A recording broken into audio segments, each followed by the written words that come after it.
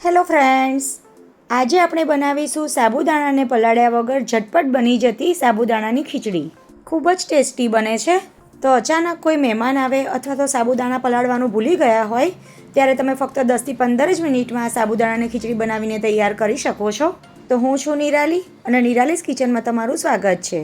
તો એક સરખી સાબુદાણાની ખીચડીથી કંઈક અલગ ઝટપટ બની જતી સાબુદાણાની ખીચડી બનાવવાનું શરૂ કરીએ. તો એના માટે સૌથી પહેલાં એક પ્રેશર કુકર લઈશું અને એમાં 1 કપ જેટલા સાબુદાણા ઉમેરી દઈશું.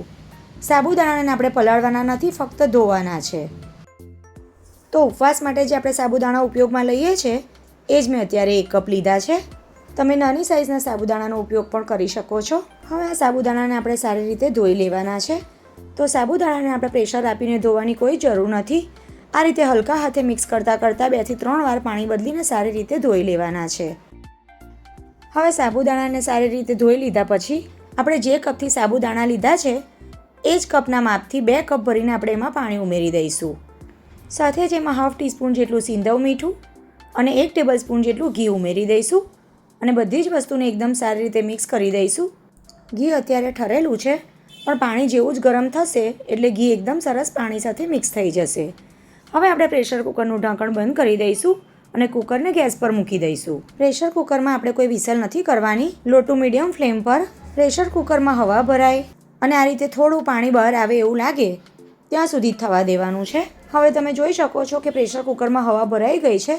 તો ગેસને બંધ કરી દઈશું અને પ્રેશર કુકર ઠંડુ પડે ત્યાં સુધી ગેસ ઓન કરી એક કઢાઈમાં 3 ટેબલસ્પૂન જેટલું તેલ ઉમેરીશું. તેલની જગ્યાએ તમે ઘી પણ લઈ શકો છો. તેલ ગરમ થાય એટલે એમાં 1/2 ટીસ્પૂન જેટલું જીરું ઉમેરી દઈશું અને જીરું ક્રેકલ થાય એટલે 1/4 કપ જેટલા કાચા શિંગદાણા ઉમેરી દઈશું.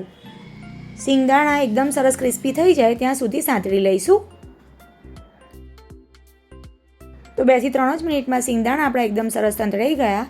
હવે આપણે એમાં 8 થી 10 મીઠા લીમડાના પાન, 3 ફાઇન ચોપ કરેલા લીલા મરચાં અને અડધા ઇંચ જેટલા આદુને આ રીતે ગ્રેટ કરીને ઉમેરી દઈશું. તમારી પાસે જો આદુની પેસ્ટ તૈયાર હોય તો એ પણ ઉમેરી શકો છો.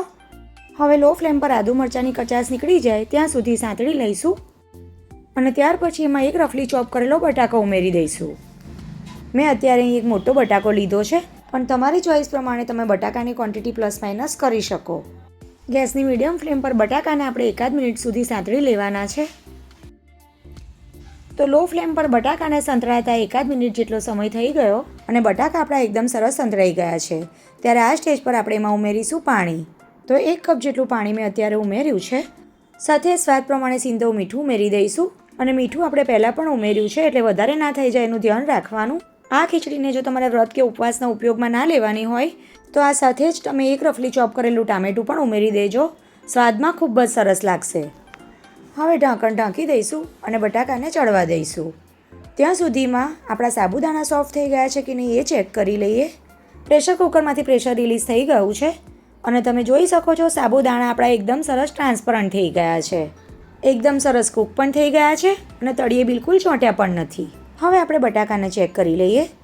તો જોઈને જ ખ્યાલ આવી જાય છે કે બટાકા આપણા ચડી ગયા છે. તેમ છતાં આપણે ચપ્પુથી કટ કરીને પણ જોઈ લઈએ અને આ રીતે પ્રેસ કરતાં મેશ પણ થઈ જાય છે. મીન્સ કે બટાકા આપણા એકદમ સરસ કૂક થઈ ગયા છે. ત્યારે હવે આ સ્ટેજ પર આપણે એમાં સાબુદાણા ઉમેરી દઈશું અને બરાબર મિક્સ કરી લઈશું. ખીચડી જો તમારે વધારે તીખી કરવી હોય તો આ ટાઈમે તમે એમાં કાળા મરીનો પાવડર પણ ઉમેરી શકો છો. પણ મરી પાવડર ઉમેરવાથી ખીચડીનો કલર થોડો શ્યામ થઈ જાય છે એટલે મેં અત્યારે નથી ઉમેર્યો. હવે આ ખીચડીને આપણે વધારે નથી ઉકાળવાની કારણ કે જેમ જેમ એ ઠંડી થશે તેમ તેમ એકદમ ઘટ્ટ થઈ જશે. 1 થી 2 જ મિનિટમાં તમે જોઈ શકો છો કે ખીચડીમાં ઉકાળો પણ આવી ગયો અને આ રીતના બબલ પણ દેખાઈ રહ્યા છે. તો બસ હવે આપણે એને વધારે ના ઉકાળતા ગેસને બંધ કરી દઈશું અને લાસ્ટમાં આપણે એમાં 1 ટેબલસ્પૂન જેટલો લીંબુનો રસ ઉમેરી દઈશું જેથી ખીચડી સ્વાદમાં એકદમ સરસ ચટપટી બને. ઝીણા સમારેલા લીલા ધાણા ઉમેરી દઈશું અને બધી જ વસ્તુને એકદમ સરસ મિક્સ કરી લઈશું. ગેસને મેં બંધ કરી દીધો છે કારણ કે આ ખીચડી જેમ જેમ ઠંડી થશે તેમ તેમ એકદમ ઘટ્ટ થઈ જશે. તો પહેલેથી જ વધારે ઉકાળીને ગાઢી નહીં થવા દેવાની અને આ ખીચડી જ્યારે તમારે સર્વ કરવાની હોય ત્યારે જ બનાવવાની કારણ કે જેવી તમે એને સર્વ કરશો ને એવી તરત જ એની કન્સિસ્ટન્સી ઘટ્ટ થવા લાગશે. મેં અત્યારે એને આ રીતની ટ્રાન્સપરન્ટ જ રાખી છે પણ તમે એમાં લાલ કાશ્મીરી મરચું પણ ઉમેરી શકો છો. તો ફ્રેન્ડ્સ તમે જોયું ને કે સાબુદાણાને પલાળવાની ઝંઝટ વગર કેટલી સરસ ટ્રાન્સપરન્ટ અને ટેસ્ટી ખીચડી બનીને તૈયાર થઈ ગઈ.